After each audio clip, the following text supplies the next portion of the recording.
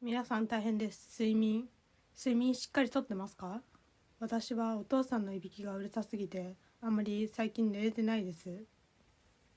私なりにしっかり睡眠をとる方法を調べてみたんですけど、アルコールやカフェインも寝る前には飲んでいません。